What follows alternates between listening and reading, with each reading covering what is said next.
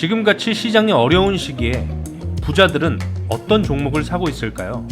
먼저 한국 시장을 보면 24년 3월 1일부터 3월 12일 현재까지 상승률을 기준으로 살펴보면 자람 테크놀로지, 엑시콘, 윈텍, 폴라리스 AI, HLB 제약, GST, BL, 한농화성, SG 글로벌, 재룡전기, 윙이 푸드, 한국 BNC, 디지캡, 오하이맨 컴퍼니, 레고캠 바이오, 유일 에너테크, 레이크 머티리얼즈, ISC, TS 넥스젠, 레몽레인, 시노펙스, CCS 순입니다. 이런 종목들이 많이 상승했는데요. 알파 컨덕터 채널 구독과 좋아요 눌러주시고 알림 설정도 부탁드립니다.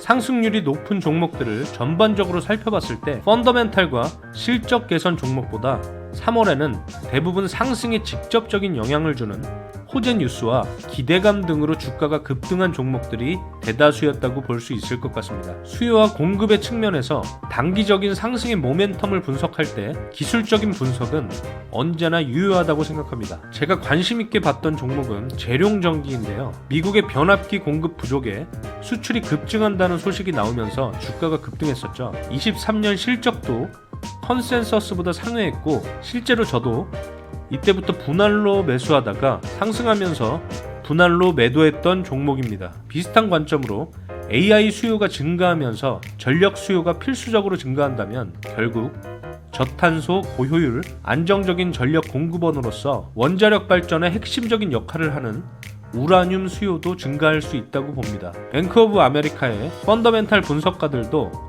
지금은 우라늄 저가 투자할 때라는 오피니언이 있었는데요. 미국 주정부 차원의 정책 변화를 볼 때 미국이 핵 발전을 받아들이는데 점점 더 탄력이 붙고 있는 것으로 보인다고 말했다는 내용입니다. 중장기적인 관점에서 우라늄 ETF를 공부해보는 것도 좋은 아이디어라고 생각합니다. 그럼 3월 1일부터 3월 12일 현재까지 기관과 외국인은 어떤 종목을 매수했을지 살펴볼까요? 3월에 기관과 외국인 순매수 대금을 기준으로 살펴보면 코스피에서는 우리금융지주, 포스코 퓨처엠, 이수페타시스, LG에너지솔루션, 현대모비스, 삼성바이오로직스, 두산로보틱스, 두산에너빌리티, LG전자, 한국전력, 삼성생명, 두산금양, 포스코인터내셔널, SK스퀘어, 이수스페셜티케미컬, 삼성중공업, 한화시스템, KTNG, 삼성엔지니어링, 크래프톤, 기업은행, 코스모신소재, 두산밥캣,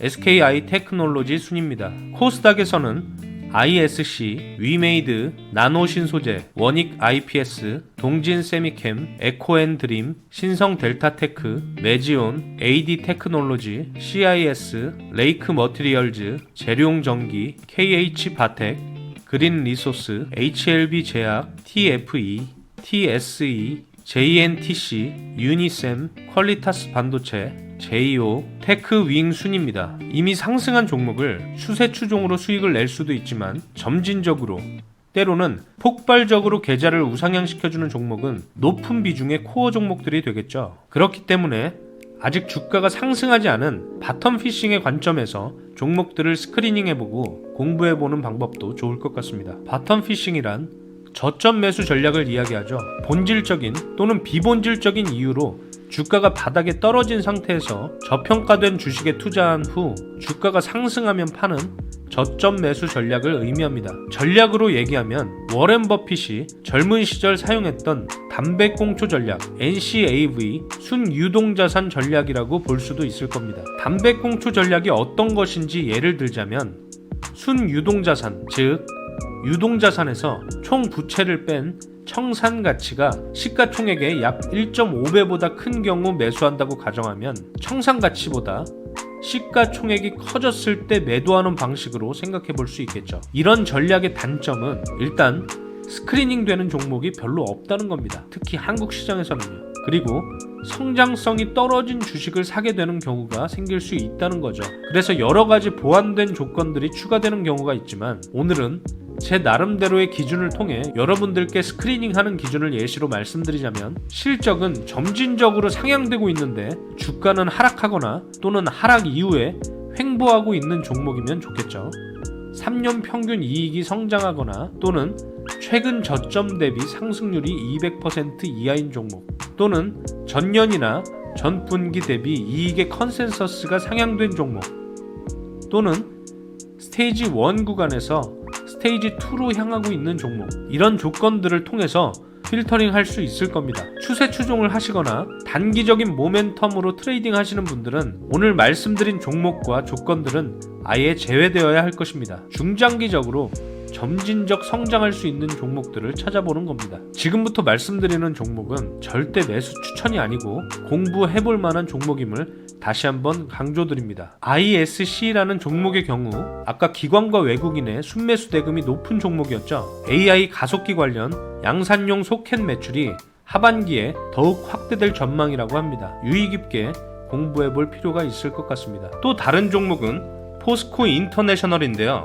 12일 오늘 기사가 하나 나왔습니다. 히토류 연구자석 대규모 수주에 성공했다는 소식이죠. 23년 실적도 꽤 선방했기 때문에 저는 소액을 보유 중입니다. 관심 있게 공부해볼 만한 종목인 것 같습니다. 두산과 두산 에너빌리티 역시 실적 개선의 흐름을 보여주고 있고, 두산 에너빌리티의 경우 사우디 복합 화력 기자재 공급에 참여한다는 소식이 있습니다. 소액 보유 중입니다. 관심 있게 공부해보면 좋을 것 같습니다. 오늘은 상승 종목과 순매수 대금 상위 종목들, 그리고 관심 있게 공부해볼 만한 종목들을 가볍게 살펴보았는데요. 아까 말씀드렸던 AI와 전력 수요, 그리고 원자력과 우라늄에 대한 공부도 함께 지속해 나가면 좋을 것 같습니다. 최근 파월 연준 의장이 금리 인하에 대한 기대감이 생길 만한 발언을 했었는데요. 87년 이후 7번의 금리 인하 직후 시장이 상승한 경우는 2번, 나머지 5번은 하락했었다는 것을 참고하시고 이 영상 함께 시청하시면 좋을 것 같습니다. 시장은 긍정적인 흐름으로 지속되고 있지만 알파 컨덕터 채널의 구독자분들은 여전히